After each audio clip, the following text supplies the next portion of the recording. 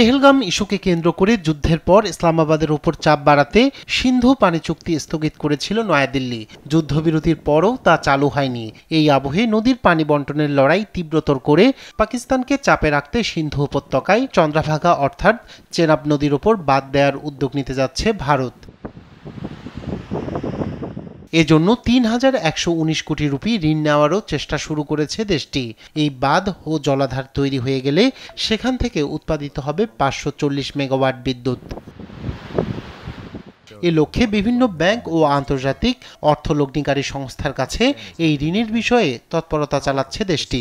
যদিও বিশ্বব্যাংক থেকে এই ঋণ সহায়তা পেতে আগ্রহী সরকারের একাংশ।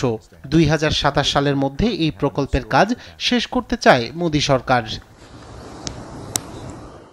পেহেলগামে সশস্ত্র গোষ্ঠীর হামলার পর পাকিস্তানের ওপর চাপ বৃদ্ধি করতে সিন্ধু পানি চুক্তি স্থগিত করে দেয় ভারত।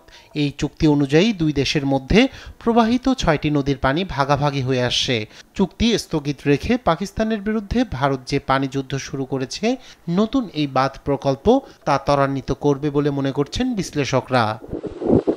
রায়হান কবির শুভ্র, নিউজ ডেস্ক, দেশ টিভি।